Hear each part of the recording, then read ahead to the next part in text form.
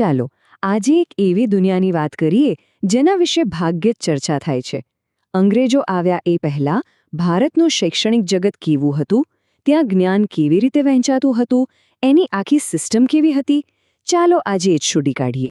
1 minute માટે વિચારો, દુનિયાની સૌથી જૂની, સૌથી મોટી યુનિવર્સિટીઓ કયા નામ મગજમાં આવે છે? મોટાભાગે ઓક્સફર્ડ, કેમ્બ્રિજ, બરાબર? પણ જો એમ કહેવામાં આવે કે આખી વાર્તાનો એક ખૂબ જ મોટો અને કદાચ સૌથી રસપ્રદ હિસ્સો તો બીજે ક્યાંક જ છે, ચાલો એ પડદો ઉઠાવીએ. તો ચાલો આપણે સીધા જ સમયમાં પાછા જઈએ. એક એવા યુગમાં જ્યાં ભારત ફક્ત એક દેશ નહોતો, પણ આખી દુનિયા માટે જ્ઞાનનું કેન્દ્ર હતું. એક ગ્લોબલ હબ, એક એવી જગ્યા જે દુનિયાભરના શ્રેષ્ઠ દિમાગને પોતાની તરફ ખેંચતી હતી, બિલકુલ એક ચુંબકની જેમ. આ નામો જુઓ: તક્ષશિલા, નાલંદા, વલ્લભી, વિક્રમશિલા. આ ખાલી પથ્થરની ઇમારતો નહોતી, આ તો જ્ઞાનના જીવંત મહાસાગરો હતા. જરા કલ્પના તો કરો, તક્ષશિલામાં ચાણક્ય જેવા ગુરુ અર્થશાસ્ત્ર અને રાજનીતિ શીખવી રહ્યા છે, અને બીજી બાજુ નાલંદામાં હજારો વિદ્યાર્થીઓ ફિલોસોફીથી લઈને એસ્ટ્રોનોમી સુધીના વિષયો પર ડિબેટ કરી રહ્યા છે. આ જગ્યાઓ પ્રાચીન વિશ્વના ઇન્ટેલેક્ચ્યુઅલ પાવરહાઉસ હતા. અને એક વાત ચોક્કસ સમજી લઈએ, આ કોઈ સામાન્ય કોલેજ નહોતી જ્યાંથી ખાલી ડિગ્રી મળતી હોય. નાલંદાને તો એમ સમજો કે પ્રાચીન વિશ્વની સિલિકોન વેલી હતી. અહીં જ્ઞાન જ સૌથી મોટી કરન્સી હતી. અહીંથી જે નવા વિચારો અને શોધો નીકળતી એ આખા એશિયામાં ફેલાતી અને ઇતિહાસની દિશા બદલી નાખતી હતી. પણ જુઓ, સમય ક્યારેય એકસરખો નથી રહેતો. સમય બદલાયો અને એની સાથે જ્ઞાનના વહેણની દિશા પણ બદલાઈ. મધ્યયુગ આવ્યો અને ભારતની એજ્યુકેશન સિસ્ટમે એક નવો જ અને બહુ રસપ્રદ વળાંક લીધો. આ કોઈ પતન નહોતું, આ તો એક ડાયનામિક ટ્રાન્સફોર્મેશન હતું, જે શિક્ષણને સામાન્ય લોકોની વધુ નજીક લઈ આવ્યું. તો આ બદલાવ કેવો હતો? જુઓ, પ્રાચીન યુગમાં નાલંદા જેવી મોટી સેન્ટ્રલાઇઝ્ડ યુનિવર્સિટીઓ હતી, જ્યારે મધ્યયુગમાં શિક્ષણ વધુ લોકલ અને કમ્યુનિટી આધારિત બન્યું. સંસ્કૃતની સાથે હવે ફારસી અને ઉર્દૂ જેવી ભાષાઓ પણ જ્ઞાનની ભાષા બની, અને મોટા મોટા કેમ્પસની જગ્યાએ હવે મંદિરો અને મસ્જિદો સાથે જોડાયેલી પાઠશાળાઓ અને મદ્રેસાઓ શિક્ષણના નવા ધબકતા કેન્દ્રો બન્યા. પણ સવાલ એ છે કે આ બધું થયું કેવી રીતે? તો થયું એવું કે મુઘલ શાસને એક નવું કલ્ચરલ અને એડમિનિસ્ટ્રેટિવ વાતાવરણ ઊભું કર્યું. દરબારની ભાષા ફારસી બની, એટલે એ જ ભાષા વિદ્યા અને સાહિત્યમાં પણ મુખ્ય બની. આના કારણે શું થયું? શિક્ષણ મોટા કેન્દ્રોમાંથી નીકળીને સીધું સમાજની વચ્ચે પહોંચી ગયું, મંદિરો અને મસ્જિદોમાં. એટલે કે જ્ઞાન હવે કોઈ દૂરની સંસ્થામાં નહોતું, એ તો લોકોના રોજિંદા જીવનનો એક ભાગ બની ગયો હતો. સરળ શબ્દોમાં કહીએ તો પાઠશાળાઓ પરંપરાગત હિન્દુ શિક્ષણ અને સ્થાનિક ભાષાઓનું કેન્દ્ર હતી, તો મદ્રેસામાં ઇસ્લામિક ફિલોસોફી, કાયદો અને સાહિત્યનું ઊંડાણપૂર્વકનું જ્ઞાન અપાતું. આ બંને મળીને મધ્યયુગીન ભારતના વૈચારિક અને સામાજિક તાણાવાણાને વધુ મજબૂત અને સમૃદ્ધ બનાવ્યો. અને હવે આપણે આખી વાર્તાના એક એવા નિર્ણાયક વળાંક પર આવી પહોંચ્યા છીએ, જ્યાં હજારો વર્ષ જૂનો આ સમૃદ્ધ વારસો એક નવા અને સાવ અણધાર્યા પડકારનો સામનો કરવાનો હતો. આ એક બહુ મોટા બદલાવની શરૂઆત હતી. તો ચાલો આખી સફરને એક નજરમાં જોઈએ. પ્રાચીન યુગની ભવ્ય યુનિવર્સિટીઓથી લઈને મધ્યયુગની જીવંત અને કમ્યુનિટી આધારિત શિક્ષણ વ્યવસ્થા સુધી. અંગ્રેજો આવ્યા એ પહેલાં ભારત પાસે એક અત્યંત સમૃદ્ધ અને વૈવિધ્યસભર શૈક્ષણિક વારસો હતો. એ કોઈ એક સિસ્ટમ નહોતી, પણ જાણે જ્ઞાનની અનેક નદીઓનો સંગમ હતો. અને આ મુદ્દો સમજવો બહુ જ જરૂરી છે. અંગ્રેજો જ્યારે આવ્યા ત્યારે અહીં કોઈ શૈક્ષણિક શૂન્યાવકાશ નહોતો, કોઈ કોરી પાટી નહોતી. એ લોકો એક એવા ઉપખંડમાં આવ્યા હતા જ્યાં જ્ઞાન અને શિક્ષણની હજારો વર્ષ જૂની, ઊંડી અને જીવંત પરંપરા ધબકી રહી હતી. તો પછી સૌથી મોટો સવાલ એ થાય છે કે જ્યારે હજારો વર્ષ જૂની એક સ્થાપિત પરંપરા અને એક નવી શક્તિશાળી શાસન વ્યવસ્થા સામસામે આવે ત્યારે શું થાય? આ એ સવાલ છે જે આપણને ઇતિહાસના એક નવા અને કદાચ સૌથી નાટકીય પ્રકરણ તરફ લઈ જાય છે. અને એ વાર્તા હજી બાકી છે.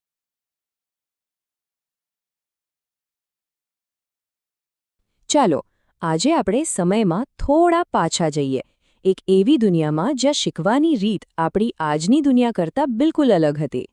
આપણે વાત કરી રહ્યા છીએ અંગ્રેજોના ભારતમાં આવતા પહેલાના સમયની, એક એવી શિક્ષણ પ્રણાલીની જે આજે લગભગ ભૂલાઈ ગઈ છે. જરા વિચારો, એવી કોઈ શાળા હોઈ શકે જ્યાં પુસ્તકો જ ન હોય, કોઈ ક્લાસરૂમ નહીં, કોઈ પરીક્ષા નહીં. આ સાંભળવામાં જ કેવું અજીબ લાગે છે ને, પણ આ કોઈ કાલ્પનિક વાત નથી. એક સમયે આ જ ભારતની વાસ્તવિકતા હતી. અને આ સવાલ જ આપણને એ જૂની શિક્ષણ વ્યવસ્થાના મૂળ સુધી લઈ જશે. તો ચાલો એ સમયની વાત કરીએ. એ વખતે ભારતના દરેક ગામડામાં શિક્ષણની એક પોતાની સ્વદેશી વ્યવસ્થા હતી. આ કોઈ મોટી મોટી ઇમારતોમાં નહોતી ચાલતી, પણ એ તો ગામના જીવન સાથે જ વણાયેલી હતી. આ શાળાઓનું નામ હતું ધૂળિયા નિશાળો. હવે આવું નામ કેમ? કારણ કે બાળકો જમીન પર ધૂળ પાથરીને પોતાની આંગળીઓથી જ તેના પર લખતા શીખતા હતા. કોઈ પાટી પેન નહીં, કોઈ નોટબુક નહીં. આ કોઈ 4 દિવાલોની શાળા નહોતી, પણ કદાચ કોઈ મંદિરના ઓટલે કે પછી મોટા વડના ઝાડ નીચે ચાલતો એક જીવંત ક્લાસરૂમ હતો. પણ સૌથી મોટો સવાલ તો એ છે કે જો પુસ્તકો જ નહોતા તો પછી જ્ઞાન અપાતું કેવી રીતે હતું? આ જ તો આ સિસ્ટમની સૌથી અનોખી અને રસપ્રદ વાત છે. ચાલો સમજીએ કે આ કેવી રીતે શક્ય બનતું હતું. જુઓ, આજની દુનિયામાં તો આપણે વિચારી પણ ન શકીએ કે કોઈ ફિક્સ્ડ સિલેબસ કે ટેક્સ્ટબુક વગર ભણવાનું હોય. બધું જ એના પર તો આધાર રાખે છે. પણ એ સમયે જ્ઞાન પુસ્તકોના પાનામાં બંધાયેલું નહોતું. તો ભણતર ચાલતું કેવી રીતે? બધું જ મૌખિક હતું. એટલે કે ગુરુ બોલતા અને શિષ્ય ધ્યાનથી સાંભળીને યાદ રાખતા. આનાથી શું થતું? વિદ્યાર્થીઓની યાદશક્તિ અને સાંભળવાની શક્તિ ગજબની તેજ બનતી. અને જે પણ શીખવવામાં આવતું એ કોઈ ભારે ભરખમ વિષયો નહોતા, પણ રોજિંદા જીવનમાં કામ લાગે એવું વ્યવહારિક જ્ઞાન હતું, જે સીધું ગુરુ પાસેથી શિષ્યના મગજમાં ઉતરતું. આ સિસ્ટમની બીજી એક ખૂબ જ સુંદર વાત હતી, અને એ હતું દરેક બાળક પર પર્સનલ ધ્યાન. અહીં બધાને એક જ લાકડીએ હાંકવા જેવી કોઈ વાત જ નહોતી. અહીંયા શિક્ષણ મુખ્યત્વે 2 બાબતો પર આધાર રાખતું હતું. પહેલું, બાળકની શીખવાની ક્ષમતા કેટલી છે, અને બીજું, તેના પરિવારની આર્થિક સ્થિતિ કેવી છે. આ એક એવું મોડેલ હતું જે દરેક વિદ્યાર્થીની પોતાની ગતિ અને જરૂરિયાતને માન આપતું હતું. આનો મતલબ શું થયો? એકદમ સિમ્પલ. પહેલું, જે બાળક જેટલું અને જે ગતિથી શીખી શકે એને એટલું જ શીખવવામાં આવતું. કોઈને પણ ક્લાસ સાથે ભાગવા માટે મજબૂર કરવામાં નહોતું આવતું. અને બીજું, ફી પણ પરિવારની આર્થિક સ્થિતિ પ્રમાણે લેવાતી. જે સમૃદ્ધ હોય એ વધુ આપે, જે ગરીબ હોય એ ઓછું અથવા કંઈ જ નહીં. મતલબ કે પૈસાના કારણે કોઈ પણ બાળક શિક્ષણથી વંચિત નહોતું રહેતું. કેટલું સમાનતાવાળો અને યોગ્ય અભિગમ હતો નહીં? આ એક જ વાક્ય આખી શિક્ષણ વ્યવસ્થાનો સારાંશ કહી દે છે. વિદ્યાર્થીની ક્ષમતા મુજબ શિક્ષણ અને તેની આર્થિક સ્થિતિ મુજબ ફી. બસ આ એક સિદ્ધાંતે જ આખી સિસ્ટમને આટલી માનવીય અને અનોખી બનાવી હતી. સારું, તો આ જૂની સિસ્ટમની વાત તો આપણે કરી, પણ આજની શિક્ષણ વ્યવસ્થાની સરખામણીમાં ક્યાં ઊભી છે? ચલો એક નજર નાખીએ અને જોઈએ કે આપણે ભૂતકાળમાંથી શું શીખી શકીએ છીએ. આ ટેબલ બંને સિસ્ટમ વચ્ચેનો તફાવત એકદમ સ્પષ્ટ બતાવે છે. જુઓ, ધૂળિયા નિશાળોમાં અભ્યાસક્રમ લવચીક અને મૌખિક હતો. શીખવાની ગતિ બાળકની ક્ષમતા પર હતી અને ફી આવક પર. જ્યારે આજની શાળાઓમાં બધું જ સ્ટેન્ડર્ડાઇઝ્ડ છે. ફિક્સ સિલેબસ, ફિક્સ ધોરણ અને ફિક્સ ફી. એક બાજુ ફ્લેક્સિબિલિટી છે તો બીજી બાજુ સ્ટેન્ડર્ડાઇઝેશન. તો આમાંથી મુખ્ય શીખ શું છે? મૂળભૂત તફાવત છે દૃષ્ટિકોણનો. એક તરફ છે અનુકૂલન ક્ષમતા, એટલે કે ફ્લેક્સિબિલિટી, જ્યાં દરેક વિદ્યાર્થીની જરૂરિયાતને મહત્વ મળે છે. અને બીજી તરફ છે માનકીકરણ, એટલે કે સ્ટેન્ડર્ડાઇઝેશન, જ્યાં દરેકને એક જ માપદંડથી માપવાનો પ્રયાસ થાય છે. ધૂળિયા નિશાળોની ફિલોસોફી વ્યક્તિગતતાને અપનાવતી હતી. અને આ બધી ચર્ચા આપણને એક મોટા સવાલ પર લાવીને મૂકી દે છે. આપણી આજની આધુનિક સ્ટેન્ડર્ડાઇઝ્ડ શિક્ષણની દુનિયામાં શું આપણે ધૂળિયા નિશાળો પાસેથી હજુ પણ કંઈક શીખી શકીએ છીએ? શું આપણે આપણા સિસ્ટમમાં થોડી વધુ ફ્લેક્સિબિલિટી, થોડો વધુ વ્યક્તિગત અભિગમ લાવી શકીએ? કદાચ આ જૂની પરંપરા આપણને શિક્ષણના સાચા અર્થ વિશે ફરીથી વિચારવા માટે પ્રેરણા આપી શકે છે. આ એક વિચારવા જેવો પ્રશ્ન ચોક્કસ છે.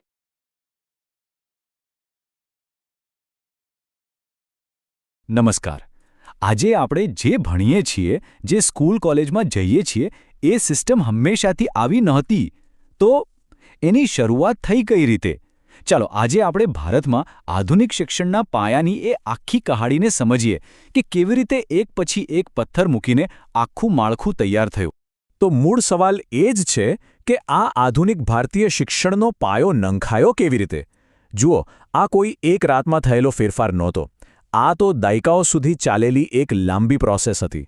તો ચાલો આ સફરના દરેક અગત્યના પડાવને આપણે એકદમ નજીકથી જોઈએ. હવે જુઓ, કોઈ પણ મોટું બાંધકામ કરવું હોય ને તો બે વસ્તુ સૌથી પહેલાં જોઈએ. એક તો પૈસા અને બીજું કામ કરનારા લોકો વચ્ચે વાતચીત માટેની એક કોમન ભાષા. બસ શિક્ષણનું માળખું ઊભું કરવામાં પણ કંઈક આવું જ થયું. ચાલો જોઈએ કે આ બંને પાયા કેવી રીતે નંખાયા. આ બધી વાતની શરૂઆત થઈ છે છેક 1813માં, અને એ પણ માત્ર એક આંકડાથી, 1 લાખ રૂપિયા. પહેલી વાર એવું બન્યું કે અંગ્રેજ સરકારે સત્તાવાર રીતે ભારતીય શિક્ષણ માટે પૈસા અલગ રાખ્યા.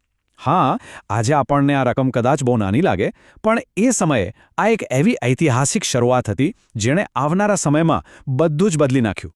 એટલે જ 1813ના એક કાયદાને શિક્ષણની એક આખી સિસ્ટમ સ્થાપિત કરવા માટેનું પહેલું ઓફિશિયલ પગલું ગણવામાં આવે છે. આનાથી એ વાત પાક્કી થઈ કે ભણતર એ ખાલી સમાજની નહીં પણ સરકારની પણ જવાબદારી છે. સમજી લો કે આ એ નાનકડું બીજ હતું જેમાંથી ભવિષ્યમાં એક બહુ મોટું ઝાડ ઉગવાનું હતું. સારું, પૈસાની વ્યવસ્થા તો થઈ ગઈ, પણ હવે એનાથી પણ મોટો સવાલ સામે આવીને ઊભો રહ્યો. ભણાવવું કઈ ભાષામાં? સંસ્કૃતમાં, ફારસીમાં કે પછી અલગ અલગ સ્થાનિક ભાષાઓમાં?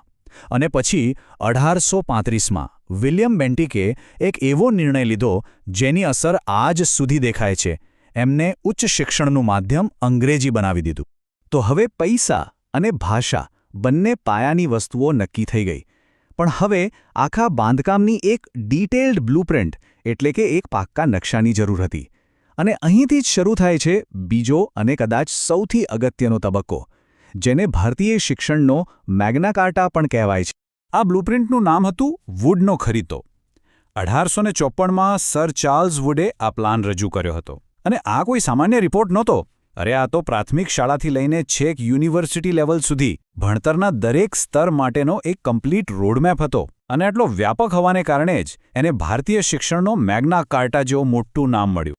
અને હવે વાત ખરેખર રસપ્રદ બને છે. વુડનો ખરીતો માત્ર કાગળ પર રહી જનારી કોઈ યોજના નહોતી. એના આધારે જ તો ભારતમાં ઉચ્ચ શિક્ષણના સૌથી મજબૂત પાયા નંખાયા. મતલબ કે હવે બ્લુપ્રિન્ટ હકીકત બનવા જઈ રહી હતી. અને થયું પણ એવું જ. એ બ્લુપ્રિન્ટમાંથી જન્મ થયો 3 મોટા અને મજબૂત સ્તંભોનો. વુડના ખરીતાની ભલામણોને કારણે જ મુંબઈ, કોલકાતા અને ચેન્નઈમાં યુનિવર્સિટીઓ બનાવવામાં આવી, જેણે આધુનિક ભારતીય ઉચ્ચ શિક્ષણનો પાયો નાખ્યો. ચાલો, તો ઉચ્ચ શિક્ષણના મોટા મોટા થાંભલા તો ઊભા થઈ ગયા. પણ આપણે સૌ જાણીએ છીએ કે કોઈપણ ઇમારત તેના પાયા પર જ ટકે છે. એટલે હવે ધ્યાન આપવાનો સમય હતો શિક્ષણના મૂળ પર, એટલે કે પ્રાઇમરી એજ્યુકેશન પર. વુડના ખરીતાને લગભગ 30 વર્ષ થઈ ગયા હતા. હવે એ ચેક કરવાનો સમય હતો કે જે યોજના બનાવવામાં આવી હતી એ જમીન પર કેટલી સફળ થઈ છે. બસ આ જ કામ માટે 1882માં સરકારે હન્ટર કમિશન બનાવ્યું, જેનું કામ હતું કે આખી સિસ્ટમની સમીક્ષા કરવી. અને હન્ટર કમિશને એક બહુ જ મહત્વની વાત પકડી. એમણે કહ્યું કે અત્યાર સુધી ફોકસ ખાલી યુનિવર્સિટીઓ પર રહ્યું છે, પણ હવે શિક્ષણના મૂળને એટલે કે પ્રાથમિક અને માધ્યમિક સ્તરને મજબૂત કરવાની સખત જરૂર છે. આ ભલામણ પાછળનો તર્ક એકદમ સીધો અને સરળ હતો. જો તમારે એકદમ મજબૂત અને ઊંચી ઇમારત બનાવવી હોય તો એનો પાયો સૌથી વધારે મજબૂત હોવો જોઈએ. અને શિક્ષણના આખા માળખાનો પાયો શું છે? પ્રાથમિક શિક્ષણ. તો ચાલો આખી 17 વર્ષની સફર પર એક ઝડપી નજર નાખીએ. શરૂઆત થઈ 1813માં પૈસાની ફાળવણીથી. પછી 1835માં અંગ્રેજી ભાષા આવી. 1854માં વુડના ખરીતાએ યુનિવર્સિટીઓનો નકશો તૈયાર કર્યો. અને છેલ્લે 1882માં હન્ટર કમિશને કહ્યું કે હવે પાયાના શિક્ષણ પર ધ્યાન આપો. બસ આ 4 મોટા સીમાચિહ્નોએ આધુનિક શિક્ષણનું માળખું બનાવ્યું. અને અંતે એક સવાલ જે વિચારવા જેવો છે. છેક 19મી સદીમાં લેવાયેલા આ નિર્ણયો પૈસા, ભાષા, યુનિવર્સિટી સિસ્ટમ અને પ્રાઇમરી એજ્યુકેશન પર ફોકસ, શું એની અસર આજે પણ આપણી શિક્ષણ પ્રણાલી પર જોવા મળે છે? એમનો વારસો આજે કયા સ્વરૂપમાં આપણી આસપાસ છે? જરા વિચારજો.